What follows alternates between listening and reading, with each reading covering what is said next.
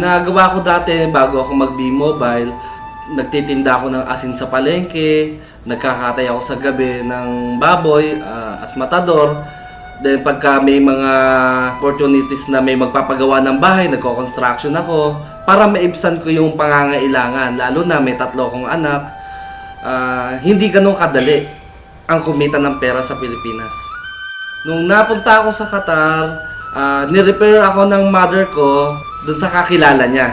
So doon, ang unang 2 taon ko, taga-timpla ako ng kape. Pagkatapos ko ng trabaho, nagko-computer ako. Gusto kong makausap yung pamilya ko na nasa Pilipinas. So nung nakita ko ng amo ko na may potential ako, doon niya ako pinag-aral. Hanggang sa makakapag-aral ako ng pagiging secretary. So ako ang naging personal secretary niya. Nalaman ko ang B-Mobile nung nakita ko yung link sa YouTube. Naghahanap ako ng extra income talaga. So tinry ko lang, kinilik ko lang yung link na yon. Nakita ko yung high friend video.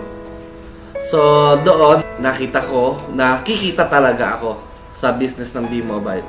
So nung nagtatrabaho ako as secretary, nakakita ko ng chance na gawin ng B-Mobile. So imbis na sa Facebook, nagpa-posting ako ng ito ang kinain ko sa umaga, ito kinain ko sa gabi, ito yung pinuntahan namin nung araw na yon. Pinalitan ko ng business, yung B-Mobile. In-endorse ko siya, inaral ko siya. So maganda naman yung naging kinalabasan sa akin.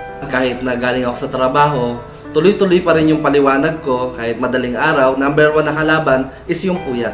Pero binaliwala ko yon kasi nga nalilibang ako sa ginagawa ko. Target ko talaga mawala yung homesick ko dahil gusto ko na umuwi. Gusto kong makasama yung pamilya ko.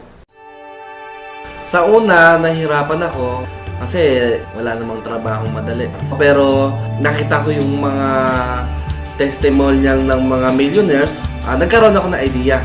Ang sabi ko, hindi pala totoong mahirap si B-Mobile. Madali lang siyang gawin. Basta pag kinopya mo yung mentors mo, dumadali yung trabaho. Ito yung tinatawag ng copy business. Nung unang earnings ko, it was December 7, 2012. Ang unang check ko, tinrabaho ko siya ng 3 months, 100,000 per check ko. Nung umuwi ako sa Pilipinas, bilang OFW, ang naiwi ko lang noon is 5,000. Bilang OFW, 2 taon ko na pagtatrabaho. Nung pag-uwi ko, kinabukasan, diretso ko ng opisina ng B-Mobile, doon ko kinuha yung first check ko. Totoo pala yung sinasabi nila na habang tumutulong ka sa ibang tao, nagiging successful ka. Number 1 na naging rejection sa akin yung mother ko na baka hindi ka kumita. Pero nagdire-diretso pa rin ako. Nagtuloy-tuloy ako. Kasi mahina nga ako sa pag-i-invite. Ang ginawa ko, yung mga nagpo-post lang ako sa mga fan page.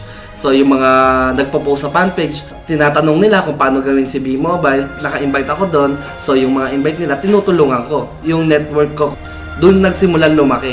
Kailangan i-duplicate mo ang sarili mo sa ibang tao.